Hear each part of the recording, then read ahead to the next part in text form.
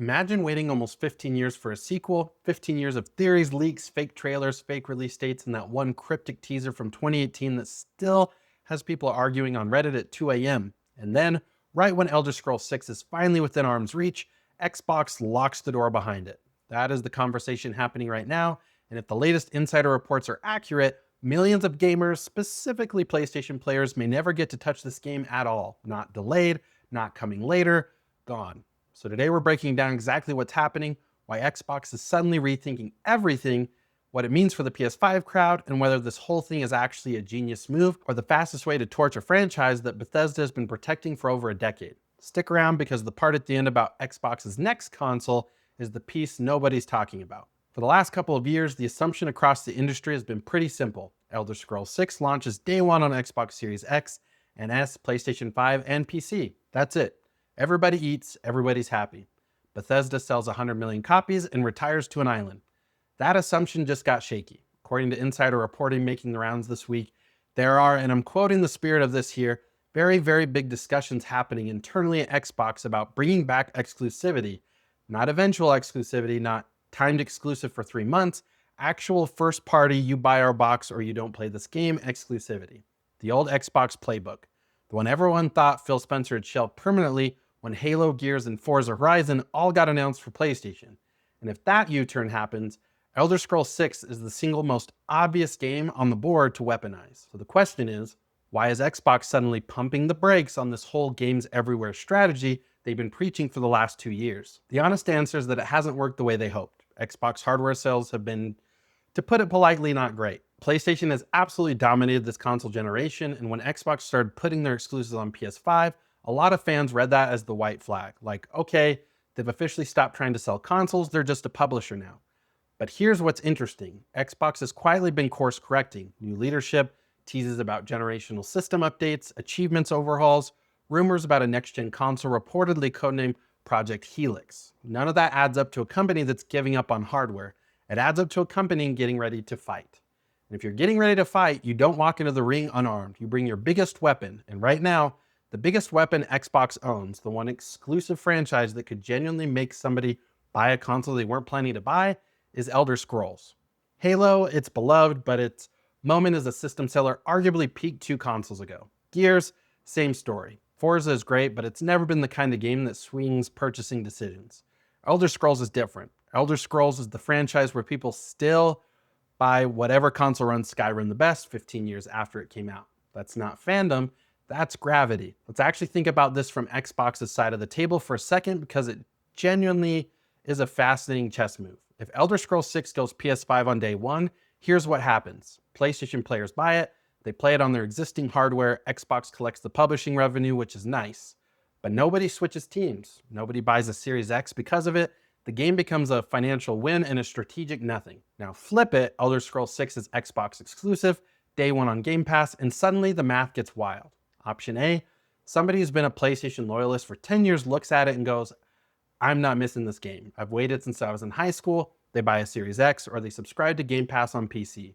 Either way, Xbox pulled a customer out of the enemy ecosystem. That's a win that lasts way beyond this one game because now that person is in the Xbox habit, buying Xbox controllers, accessories, games, maybe their next console. Option B, somebody refuses to switch, so they just don't play it. From Xbox's perspective, that's actually fine because every person who does switch is worth way more long-term than the single game sale they would have gotten on PS5.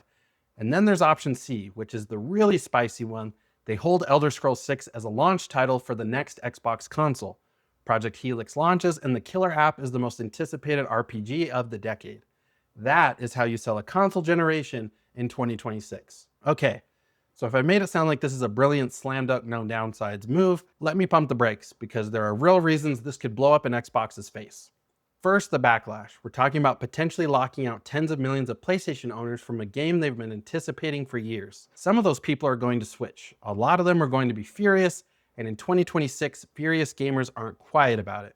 Review bombing, social media campaigns, boycotts, the whole circus. Second, it contradicts literally everything Xbox has said publicly for the last couple of years.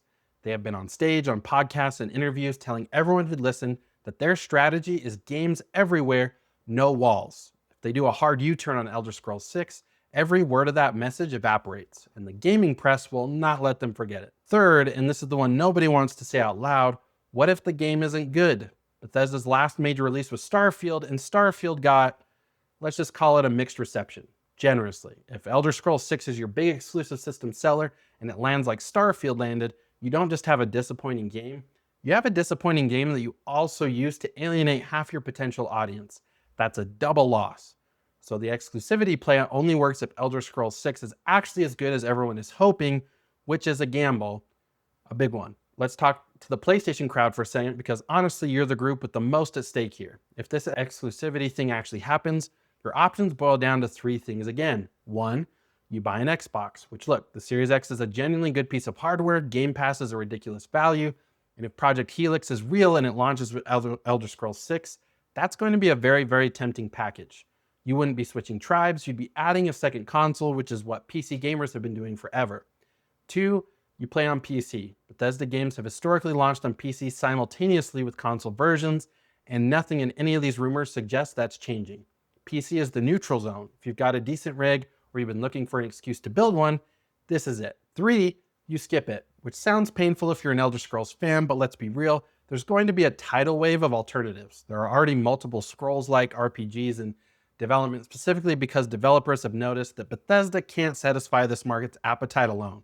You won't run out of fantasy worlds to get lost in, you'll just run out of the specific one. And here's the piece I wanted to save for last, because I think it's the most underrated part of this whole story. Everyone framing this as an Xbox versus PlayStation like it's 2005. But we're not in 2005. The actual competitor Xbox is afraid of isn't Sony anymore, it's Valve, it's Steam.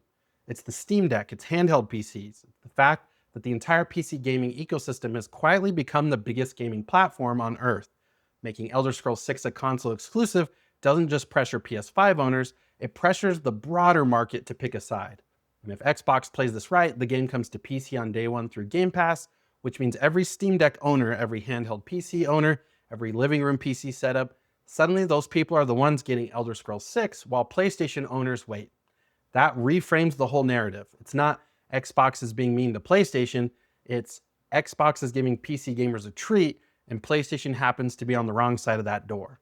That's a much better look in 2026, and I'd bet money that's exactly how Xbox's marketing team would pitch it. Where does this all actually land? Nothing is confirmed yet, Bethesda hasn't said a word, Xbox hasn't officially announced a strategy shift.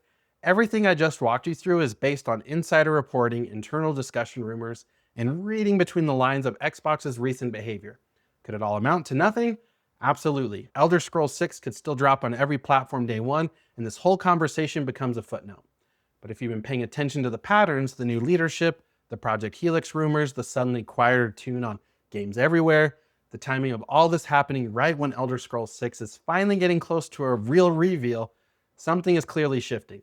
And Elder Scrolls 6 is the single most valuable chip on the table. My honest take, I think we're about to see a hybrid. I don't think Elder Scrolls 6 goes full Xbox exclusive forever, but I think it launches Xbox and PC only, with the PlayStation version showing up 12, maybe 18 months later.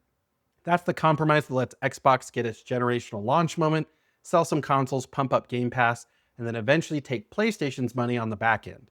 It's the most Xbox thing Xbox could possibly do. And honestly, it might actually work. So here's what I want to know from you guys. If Elder Scrolls 6 becomes an Xbox and PC exclusive, are you buying the console? Are you building a PC? Are you waiting it out?